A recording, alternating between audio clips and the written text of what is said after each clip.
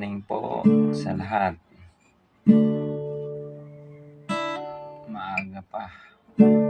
Pagising ko sa maga, gitara. Gusto nyo bang malaman? Gusto nyo bang matuto mag-gitara? Turo ko sa inyo. Kailangan alam nyo na yung mga chords. Alam nyo halimbawa D. Ayan, D. Halimbawa C. Ayan. Ang tawag yan ABCD. Pero sa gitara hindi na ABCD nagsimula, kundi D.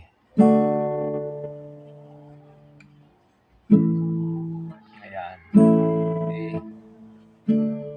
Kabaliktad. Halimbawa, boses mo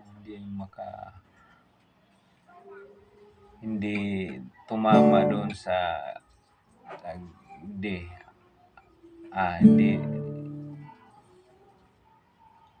Hindi yung boses mo. Hindi maganda po kasi hindi sila magkasabay tama. Kaya kailangan ang boses mo itatama mo doon sa chords. Pag tumama sa chords, ayun, mga pataas, pababa, ayun, maganda ang tunog. Kasi yan, halimbawa, D, E, may G. Kailangan ang boses mo, yan lang naman, mabalik-balik. Tapos parang mga barkada lang, kaibigan. Ayun, lagi silang magkasama. Pag sika nagsimula, iba naman ang mga kasama niyan. Ayan, F, E, yan, ganun lang yan. A minor, yan. Kaya kailangan marunong ka paikot-ikot. Pagkanta mo, kung saan ang gusto mo, halimbawa mataas boses mo, kaya mahina ang boses mo. Yan, kung gusto mong hindi talaga kaya, paglipat mo para ito gamitin mo. Ayan, ipitin mo siya. Ayan, pag iniipit yan siya, nandun na yung boses. Yun, maganda. Yun.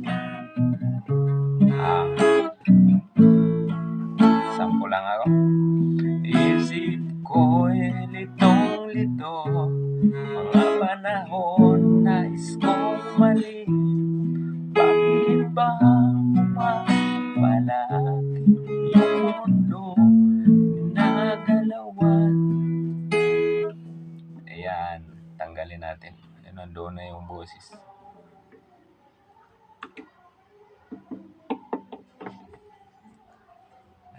Ganun talaga. Ang mga Bisayao na karon makaibalo mo. Ang praktisan ninyo, halimbawa D, E, G, may F. Pag nakaibalo na mo mga barkada na sila, mga amigo, parehas nato pabads. Kaya magsugod kung saya itong mga manangan, sige ko kanta aron ipakita na ko sa inyo kung sa mga chords makaibalo na mo. Bye bye.